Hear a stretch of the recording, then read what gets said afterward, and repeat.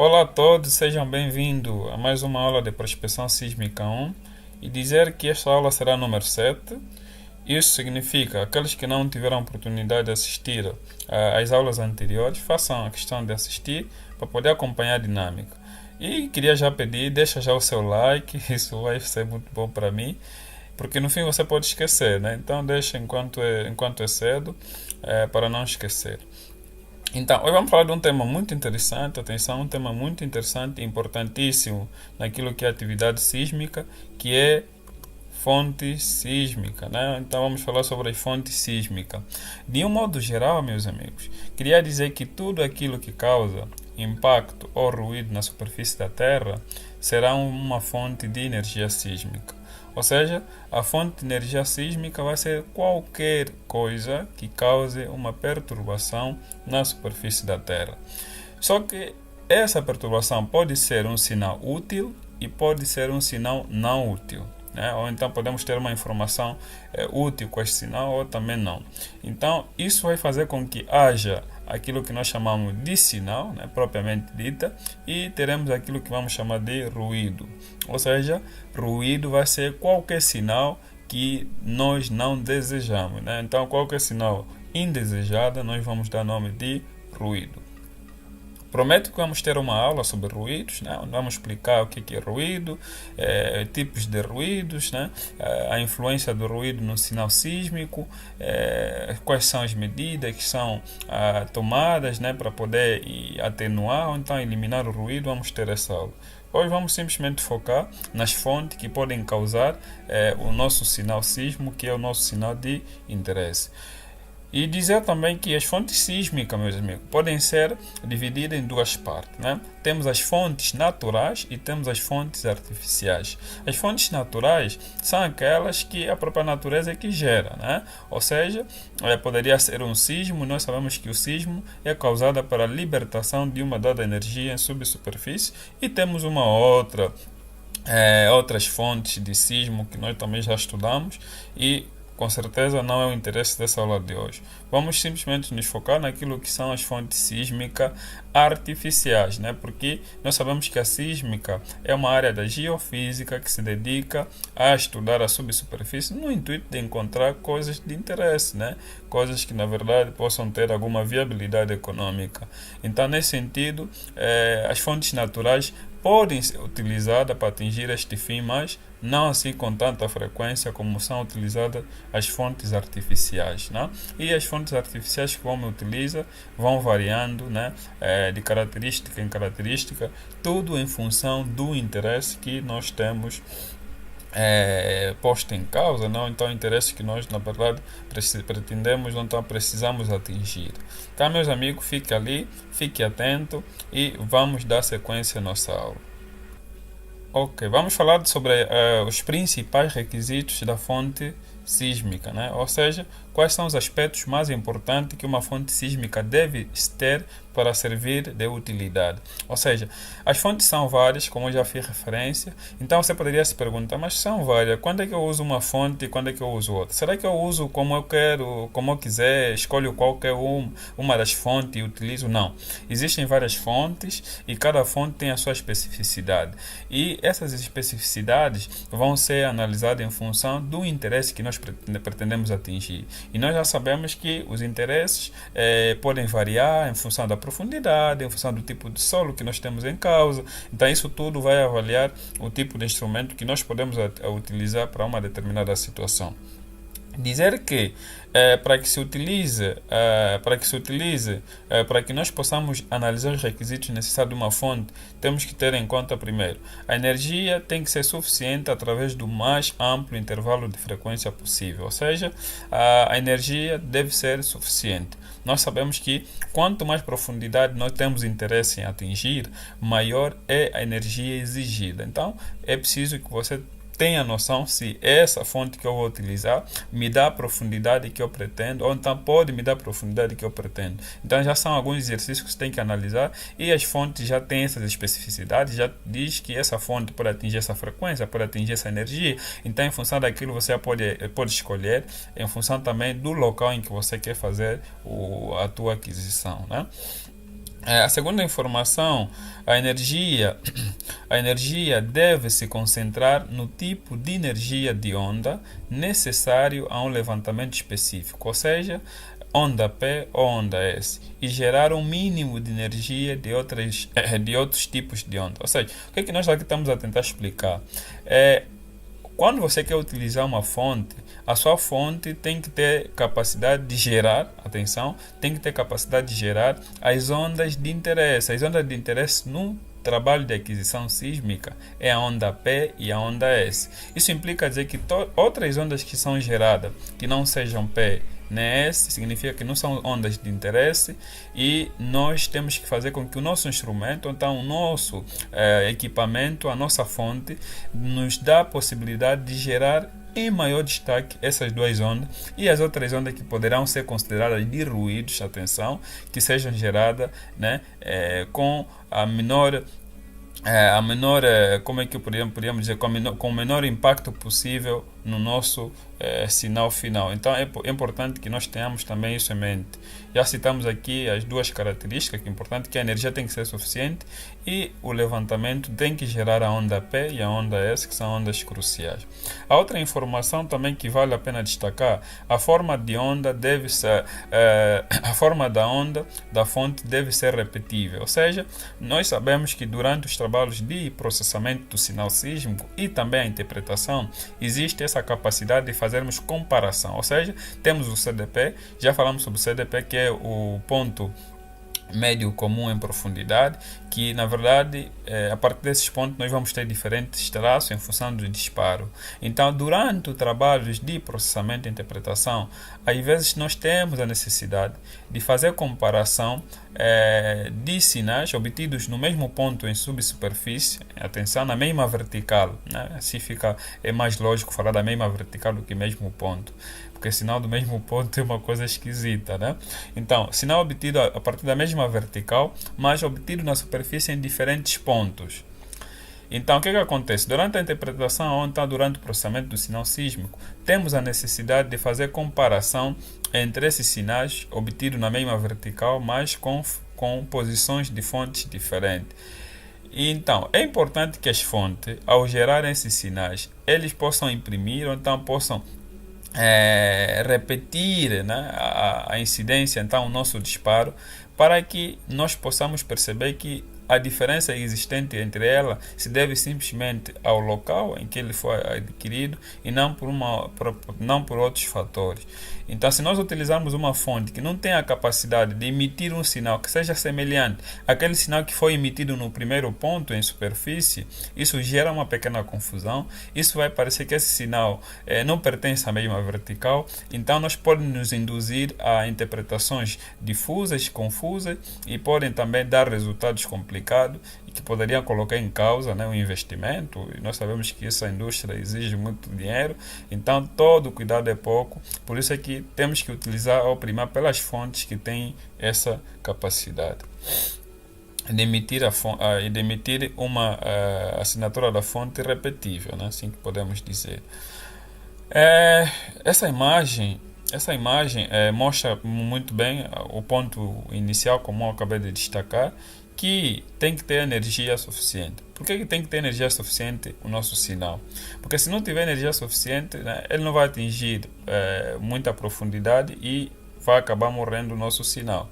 Porque nós sabemos que o nosso sinal vai perdendo energia à medida que vai se propagando. Se nós observarmos neste gráfico, vamos perceber que a amplitude da nossa onda após um segundo é alta, né? A amplitude é grande. E já aos 2 segundos, a amplitude já baixou, né? E aos 3 segundos, a amplitude baixou ainda mais. Aos 4 segundos, a amplitude volta a baixar. 5 segundos, temos uma amplitude também muito baixa. Ou seja, à medida que a onda vai se propagando, vai colidindo com os diferentes interfaces, né, com as diferentes interfaces, isso vai fazer com que ele vai baixando de energia e vai perdendo o seu poder de penetração. Então, por isso é que temos que ter uma onda com energia suficiente para que ele possa atingir a maior profundidade possível. Agora, vamos falar sobre os tipos de fontes que nós podemos utilizar, que são as fontes naturais, né? Ou seja, existe uma grande variedade, né? Uma ampla variedade de fontes sísmicas, e cada uma delas caracterizada pela energia que pode emitir ou então pelas características das suas frequências. Temos o ecobatimétros, né, que são um tipo de fonte também utilizado. Os pingers também são os tipos de fontes utilizados. Os boomers também são fontes utilizadas. Centelhadores, né, também são outro tipo de fonte utilizada. Canhões de ar comprimido, mas são fontes utilizadas durante o trabalho de aquisição sísmica. Ainda temos os vibrosos, né? Então, são chamados de vibradores, ou então vibrosos, que também são outros tipos de fonte. Além dos vibrosos, ainda temos as cargas de dinamite, né? Que são explosivos. Tem as ondas de corpo de terremoto também, como nós já fizemos referência, também são as fontes que podemos utilizar durante o trabalho de aquisição sísmica. E temos ondas superficiais de terremoto. Quer dizer, essas duas ondas superficiais de terremoto já estamos a dizer que não tem a ver com, propriamente dita, com fontes artificiais, mas já são fontes naturais, como eu já fiz referência também, que são ondas que podem ser utilizadas para aquisição sísmica.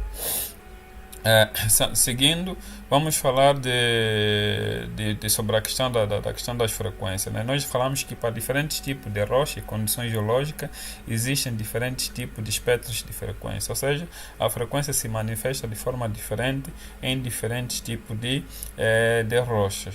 Vamos ver nas areias o que acontece, né? Nas areias secas, o espectro de frequência é de baixa, né? Ou seja, é baixa. Então podemos dizer que nas areias secas o espectro é de baixa frequência. Esse é um dos pontos que nós temos que analisar, que temos que destacar também. A seguir vamos ver nas rochas duras o que acontece, né? Nas rochas duras, como o caso do granito, o calcário e as outras, o espectro do sinal sísmico é de altas frequências, ou seja, nessas ondas aí nós temos que destacar que o espectro de frequência é extremamente alto em relação às areias secas, como nós já acabamos de mostrar. É importante perceber que na imagem que nós temos aí ao lado, a imagem o número 1, né, o gráfico número 1 mostra onda de alta frequência e a 2 mostra onda de baixa frequência. O que isso significa? Isso significa, em termos de dados de aquisição, o termo frequência é muito importante, porque nós sabemos que quanto maior for a frequência, maior é a capacidade de penetração, maior é a resolução também. Isso é um dos aspectos que temos aqui a destacar. Maior é a resolução e também será fácil de ser absorvida, né? Por isso é que as ondas de alta frequência são facilmente absorvidas por essa sua característica. E as ondas de baixa frequência são ondas que podem atingir grandes profundidades, mas tem o defeito de não ter uma resolução muito boa, né? Tem uma resolução muito boa e faz com que também ele nos dá informações com qualidades assim um bocadinho duvidosa. Fontes de impacto, né? Vamos falar de fontes de impacto, que também são as fontes mais utilizadas. As fontes de impacto geram energia sísmica através de impacto na superfície da Terra, são provavelmente os mais utilizados, né? As mais utilizadas. Ou seja, porque há mais atividade sísmica onshore do que em offshore, por isso é que esses sinais são mais utilizados. Temos aqui a destacar primeiro precursores de queda livre, que na verdade são massas, né, que são jogadas no solo e causam vibração. Essas massas são jogadas por norma por caminhões, né, que tem já um sistema montado adequado, que lança essas massas para o solo, causam aquela vibração que depois serão captadas por nossos sinais. Tem marretas, que na verdade são martelos gigantes, e essas marretas são utilizadas para causar vibração pelo homem e acabam também gerando. Vamos falar sobre a marreta com mais detalhes. Espingardas, búfalo guns também, são rifles. Esses são instrumentos, né, que não são utilizados, praticamente já foram banidas, porque na verdade são tipo atiradores, né?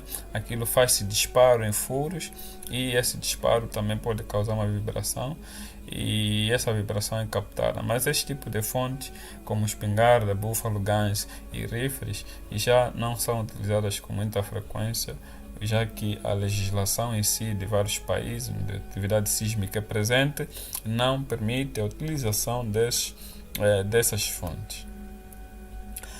Bem, dando sequência, vamos falar sobre fontes explosivas, né? As fontes explosivas, ainda estamos a falar de fontes de impacto, né?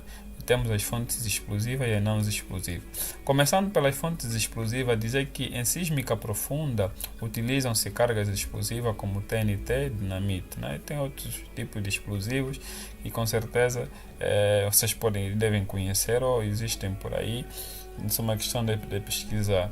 Os explosivos fornecem uma fonte sísmica razoavelmente barata e altamente eficiente com um amplo espectro de frequência, mas seu uso normalmente requer permissão especial e apresenta dificuldade logística de armazenamento e transporte. Bem, isso era evidente. Nós sabemos que os explosivos utilizados para aquisição sísmica, como é o caso do TNT, dinamite, na verdade são, na sua constituição, contém elementos radioativos que de alguma forma oferecem perigo para a natureza, né? Então por isso é que a sua utilização exige uma logística muito grande, é preciso ter muitos cuidados, não só para o meio ambiente, mas também os próprios indivíduos que vão executar este tipo de atividade devem ter condições adequadas para que eles não sejam afetados de alguma forma. Por isso é que o seu transporte tem que se fazer com muitos detalhes. E essa aquisição, apesar de ser barata e ser eficiente, apresentar um espectro de frequência aceitável, mas tem muitas desvantagens, porque você não pode utilizar, por exemplo, esse tipo de aquisição, então usar esse tipo de instrumento em cidades, né, onde vivem pessoas, talvez aquele perigo como eu já fiz referência. Por isso é que são utilizadas com a permissão, mas há uma série de desvantagens que na verdade não vale a pena aqui fazer referência de tudo, e por isso é que muitos também não arriscam utilizar isso, mas utiliza-se e tem resultados bons. E a outra coisa que eu também queria destacar, uma das desvantagens de utilizar o explosivo, é que você não pode colocar os explosivos na superfície e simplesmente explodir. Senão a onda vai se dispersar e praticamente nós não vamos ter nenhum sinal assim aceitável. Então recomenda-se que se faça escavação, pelo menos tentar atravessar a superfície de baixa velocidade. Nós sabemos que a superfície que está mais acima, ou que está em contato conosco, né, que nós pisamos, que normalmente é uma superfície não consolidada e a velocidade é baixa. Então, se nós colocarmos o explosivo acima dessa superfície, acabamos não tendo resultados bons. Por isso é que os especialistas recomendam que se faça furos, né? E nesses furos pode-se fazer, colocar os dinamites, aí faça essa explosão, assim a nossa onda terá uma propagação mais eficiente. Diferente das fontes utilizadas terrestres, não explosivas nesse caso, que eles enviam sinal mesmo já para subir a superfície de forma propositada. Já essas aqui, eles causam explosão, e essa explosão, e se não tiver as condições adequadas, pode não ter o resultado desejado. Começando pelo dinamite, nós sabemos que o dinamite é basicamente uma mistura de nitroglicerina e diatomita, um tipo de rocha sedimentar calcária. A criação do dinamite foi uma grande revolução no mundo dos explosivos, pois trouxe pela primeira vez um composto com grande potencial energético e ao mesmo tempo relativamente estável, né? Então essa é uma das características que eu tenho aqui a realçar sobre o dinamite. É um dos explosivos utilizados para a aquisição sísmica. O outro é o TNT, como diz, né? E já o trinitrotolueno, ou TNT, é um composto nitrogenado em forma de cristal amarelado que, apesar de não ser tão poderoso quanto o dinamite, é consideravelmente mais seguro e versátil, né? Então essa também é uma das vantagens por ser melhor do que o dinamite. Ok. Agora, vamos entrar nas fontes terrestres, né? Não explosiva, né? Acabamos de falar de fontes terrestres de explosiva. Agora vamos falar de fontes terrestres não explosivas. As fontes terrestres não explosivas, podemos destacar aqui, por exemplo, a marreta, né? Marreta, normalmente falo com martelo grande, né? A marreta está geralmente conectada ao sistema de registro por um fio. No momento em que a marreta bate na placa, o sistema de registro inicia o registro dos movimentos do solo através do geofone. Ou seja, conforme a imagem que temos aí, nós procurem a aula, por favor, essa é uma boa recomendação, procurem a aula sobre o sistema de aquisição. Nessa aula eu explico com mais detalhes sobre como é que isso é conectado, como é que o cabo é conectado com a marreta, da placa metálica, então aí tem mais detalhes. Rapidamente posso dizer que nós sabemos que antes de se fazer o disparo, né, antes de nós batermos com a marreta na placa metálica, conforme aí o círculo está a ilustrar, o nosso dispositivo começa já a mostrar sinal que, afinal de contas, está a ser afetada pelo movimento das pessoas, pelo movimento dos carros, né, pelos diferentes ruídos que temos presente no momento. Então, se nós não conectarmos o fio com a fonte, nesse caso a nossa marreta com a fonte, o nosso geode, nesse caso, ou então o nosso processador, começa já a gravar informações que nós não desejamos. Então, para que isso não aconteça, nós conectamos a nossa marreta com o nosso gravador, no sentido de ele gravar apenas quando se fazer o disparo, né?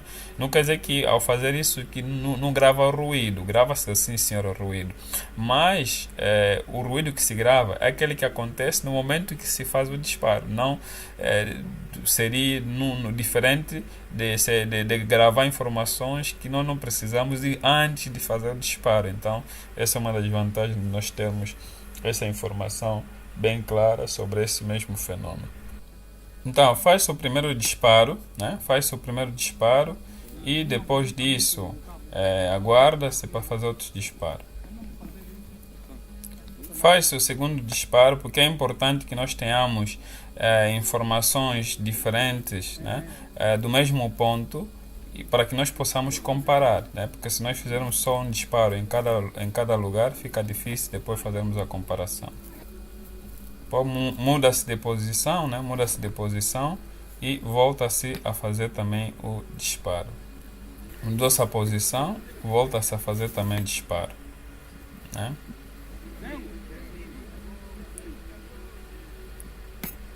Ok, então basicamente isso que eu queria ilustrar como é que se faz o disparo.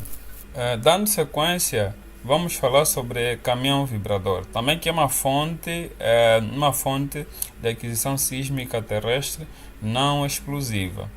Atenção que o vibrador consiste em uma placa metálica colocada sobre um caminhão adaptado para o efeito que vai através de um compressor, faz vibrar a placa metálica contra o solo, gerando assim excitações sísmicas, né? Ou seja, pela imagem número 1 podemos observar que temos aí um caminhão que vai emitindo sinais em subsuperfície, né, ou em direção à subsuperfície, e esse sinal vai encontrando os diferentes refletores, voltando assim para a superfície. E esses diferentes refletores tendem a causar uma reflexão, né, ou então o fenômeno da refração vai depender, que serão captadas pelo nosso geofone. Os geofones ficam conectados com um gravador que fica num outro caminhão que chamamos de registro. Atenção que na imagem número 2 temos aí os diferentes tipos de caminhões utilizados para aquisição sísmica, né? Normalmente os caminhões vibradores são fontes de aquisição sísmica mais eficientes que existem quando se trata de aquisição sísmica terrestre, porque eles emitem um bom sinal, mas aqui é caro, né? Porque você precisa de um caminhão, depois precisa de ter um vibrador no caminhão, então esse todo de requisitos faz com que esse tipo de fonte seja muito cara. Mas, por norma, esse tipo de aquisição, utilizando o caminhão vibrador, é mais frequente, né, nas indústrias de grande calibre. Dando sequência, vamos falar sobre sinal de varredura. O que é sinal de varredura? Nós sabemos que a fonte sísmica, por norma, emite um sinal de emite um sinal sequencial, né? Ele emite um sinal sequencial e esse sinal sequencial que nós podemos falar que ele emite é de longa duração, de baixa amplitude e de frequências contínuas variáveis, né? Ou então continuamente variáveis. Esse sinal que ele imita com essas características, nós chamamos de sinal de varredura, né? Ou seja, esse comportamento não é causado propriamente dita pelas impedâncias acústicas, não sei o que mais, a própria fonte é que já emite sinal com essa característica, né? Então, esse sinal que a própria fonte emite, que é característico para os caminhões vibrador, ou então para os vibroses, nós chamamos de sinal de varredura.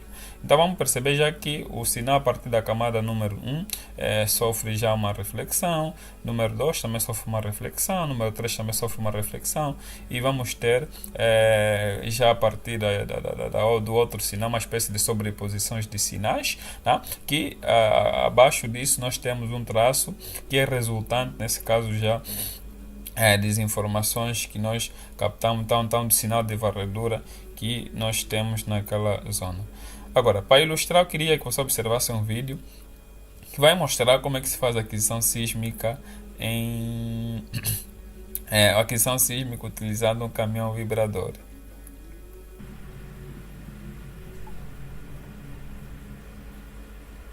Então aí temos o caminhão, né, vibrador, em que vamos observar ali, temos o nosso vibrador aí no centro, e este vibrador vai emitir um sinal de longa duração. Observem como ele vai acontecer, vai ser de longa duração, com amplitudes baixas e uma frequência contínua, conforme podem observar.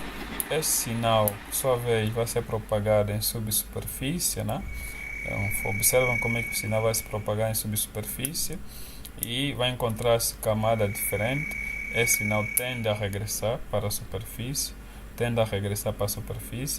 Uma vez regressado para a superfície, esse sinal será captado pelo nosso geofone. Observe, os geofones vão captando o nosso sinal, né?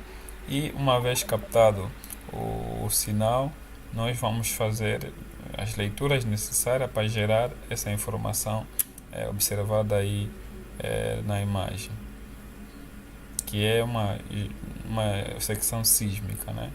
E temos aí já nosso modelo geológico, a informação obtida. Dando sequência, vamos falar sobre fontes para a sísmica marinha, né? Há uma certa variedade de fontes marinhas sísmicas acústicas operando em diferentes níveis de energia, caracterizados por diferentes frequências, né? As fontes com frequências mais altas produzem um registro com maior resolução. Em outras palavras, permitem uma maior definição das camadas geológicas logo abaixo do fundo marinho, né? Então, isso também nós já realçamos quando falamos das frequências em si. Começando a destacar as fontes marinhas, podemos falar primeiro de marine vibroses, né? Uma das fontes utilizadas.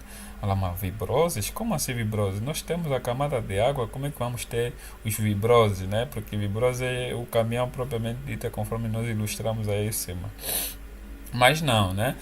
Existem fontes marinhas que são chamadas de vibroses, e essas fontes são colocadas com sapatas especiais dispostas em artefatos conectados a um navio de aquisição, ou seja, é um sistema montado, mas requer que se monte, nesse caso no fundo, né, da camada da lâmina de água. Então, por isso é que é importante que nessa aquisição vale a pena dizer que é uma aquisição cara, né, porque vai exigir muitas condições e talvez seja por isso que não se utiliza muito, mas pode se utilizar um vibrose, mas colocando nesse caso na base da nossa lâmina de água, conforme eu já fiz referência. Então esse é um aspecto crucial na aquisição marinha. Dando sequência, vamos ter centelhadores. Centelhadores são dispositivos para converter energia elétrica em acústica. O pulso do centelhador é gerado pela descarga de um grande banco, né? Banco de capacitores, diretamente na água do mar, através de um arranjo de eletrodos, né? Rebocados em uma moldura através do navio de aquisição. As fontes de centelhadores podem ser operadas em um amplo intervalo de níveis de energia. Nesse caso, estamos a falar de um intervalo de 300 a 30 mil joules, né? Essa é mais ou menos a energia necessária a nós podemos aplicar essa fonte. Temos os boomers, né? Os boomers compreendem uma placa rígida de alumínio conectada a uma mola abaixo de uma bobina elétrica específica para trabalhos pesados. Um banco de capacitores é descarregado através de uma bobina e indução eletromagnética assim gerada força a placa de alumínio rapidamente para baixo, gerando uma onda compressiva na água. As fontes boomers fornecem uma saída de energia mais alta, nós estamos a falar de 300 a 500 joules, e operam com frequências dominantes mais baixas que os pingers, né? Os levantamentos com boomers são usados para mapear sequências sedimentares espessas associadas à extração de areia e cascalho ou para levantamentos de alta resolução de estrutura geológica e rasas. Também esse aqui é um dos que os pingers. Os pingers consistem de pequenos transdutores, né, de cerâmica piezoelétrica, que, quando ativados por um impulso elétrico, emitem um pulso acústico de baixa energia, muito curto e de alta frequência. Eles fornecem uma capacidade de resolução muito alta, de até 0,1 metro, mas limitada penetração, né? Os pingers são fontes acústicas de baixa energia, cerca de 5 joules, que podem ser operadas dentro de intervalo de frequência de 3 a 12 kHz. Os levantamentos com pinger são comumente utilizados, né? São comumente usados na engenharia para investigação de sítios marinhos e são de particular interesse nos levantamentos de rotas de dutos submarinos. Ok, chegamos nas fontes sísmica marinha mais utilizada, né? Ou seja, as fontes marinhas mais utilizadas com mais frequência são os canhões de ar comprimido. Nas fontes que eu acabei de fazer referência, nós sabemos que a indústria petrolífera ou então mineira é uma indústria muito cara, a tecnologia está extremamente avançada, mas existe muito segredo, gosta-se muito aí de, como é que eu diria, né? Aí esconde-se muita informação, daí é que não consegui encontrar imagens das fontes que eu acabei de definir. E se alguém aí tem imagens de boomers, seria bom, agradeceria que partilhasse comigo a partir do meu e-mail, para que eu possa, se calhar, utilizar nas próximas aulas, né? Mas pronto, dando sequência, canhões de ar comprimido, ou então simplesmente de canhões de ar são utilizados, são fontes importantes, nas quais uma câmara é preenchida com ar comprimido, sob pressão muito alta também, né? Estamos a falar mais ou menos de uma pressão de 10 a 15 megapascal, através de uma mangueira acoplada a um compressor a bordo do navio. O ar é liberado para a água através de abertura sob a forma de uma bolha de alta pressão, usando-se um disparador elétrico. Então conseguimos visualizar na imagem número 2, né? Mais ou menos o formato de um canhão de ar comprimido, onde temos aí os balãozinhos com ar e praticamente aquilo fura-se, né? E essa abertura acaba liberando o ar e gerando uma explosão dentro da água, e essa explosão é considerada da nossa onda, que vai ser utilizada para a aquisição,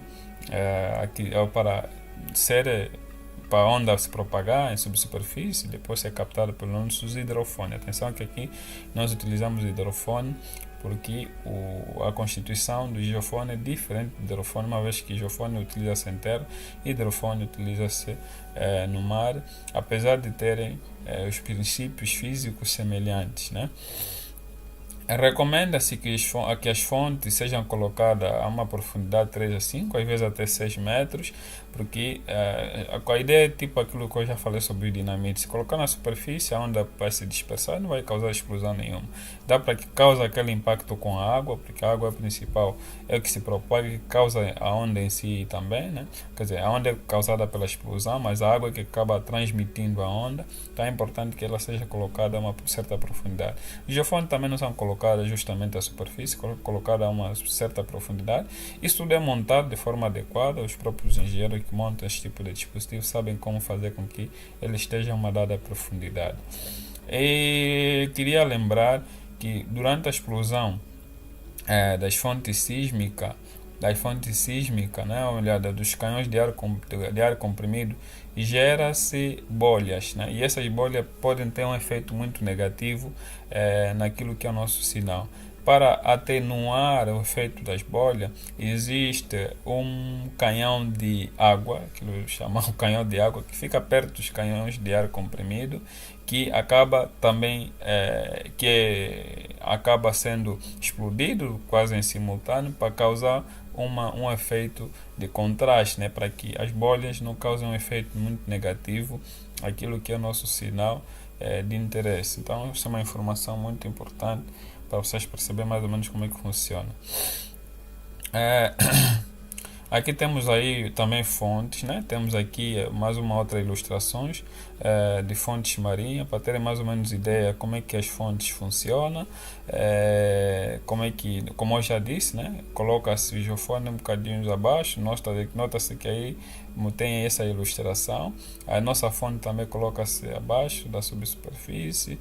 Conforme podem ver aí, temos aí o navio praticamente a fazer uma aquisição sísmica 3D, arrastando vários cabos, né?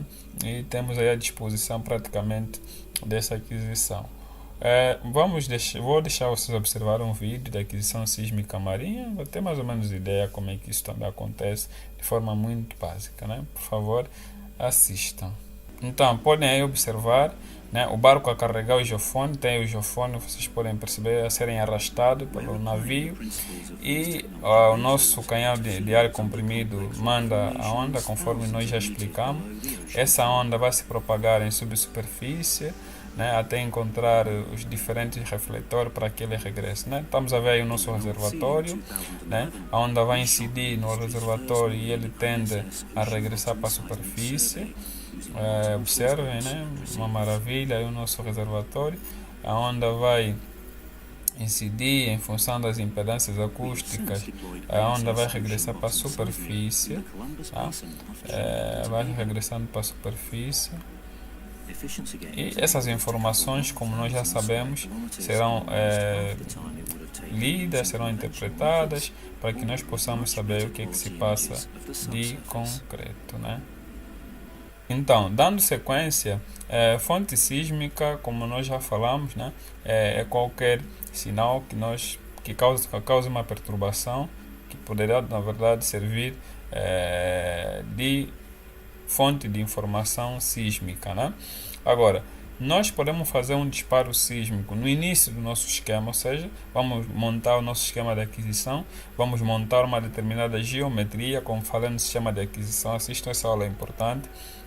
Nós podemos saber onde é que é o início do nosso dispositivo, onde é que é o fim. Então, se nós realizarmos um disparo no início do nosso dispositivo, da nossa geometria, vamos chamar de tiro direto. Se realizarmos um disparo no fim, nesse caso da nossa geometria, vamos chamar de tiro inverso.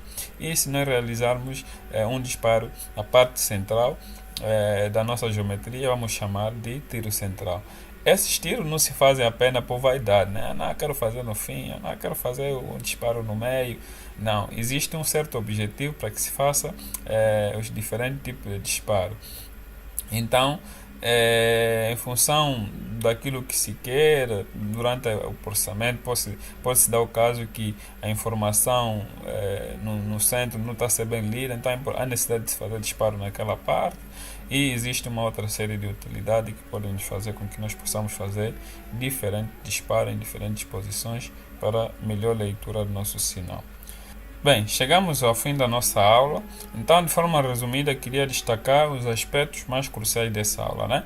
Que é fonte sísmica, característica de uma fonte sísmica, fontes de impacto e fontes marinhas, né? Ou seja, as fontes sísmicas é qualquer, né? Qualquer fenômeno que causa uma perturbação na superfície da Terra chamamos de uma fonte sísmica. É preciso saber que a fonte pode servir de utilidade como não. Ser de utilidade quando nos dá o sinal de interesse. Quando nós chamamos de ruído e nós não precisamos. As características, nós falamos que tem que ter uma energia suficiente, tem que emitir as ondas que nós pretendemos, né? E tem que emitir, né, um sinal repetível. Né? Nós sabemos que nem sempre as fontes conseguem nos emitir um sinal repetível, como é o caso das fontes explosivas, que é uma dor de cabeça as fontes explosivas nos fornecerem sinais assim repetíveis. Por isso é que também não são muito utilizadas. Temos as fontes de impacto. As fontes de impacto, na verdade, são as fontes terrestres, né? Que elas são conectadas diretamente com o solo, né? Então não tem novidade quanto a isso. Temos as fontes marinhas, que nós sabemos também que a mais utilizada, que tem mais destaque, é o canhão de ar comprimido, a semelhança das fontes de impacto, que é o caminhão vibrador, né? Então temos essa ideia basicamente. Bem, então só me resta agradecer e mais uma vez quero pedir que vocês partilhem o vídeo com vossos colegas, com vossos amigos que acham que podem ser interessados. Qualquer crítica, atenção, pode deixar nos comentários, agradeceria para o meu crescimento. Qualquer ajuda também agradeceria. Se tiver aí um manual que possa ser utilizado, que acha ser bom, pode partilhar comigo, imagens. Nós sabemos que a sísmica, para a sua compreensão, exige muitas imagens. E vou deixar nos comentários também as fontes que eu utilizo, para quem quiser poder utilizar também, além disso que eu acabei de apresentar. Então deixa o like, inscreva-se no canal e ativa aí o sino para você poder receber as aulas de forma direta. Então muito obrigado.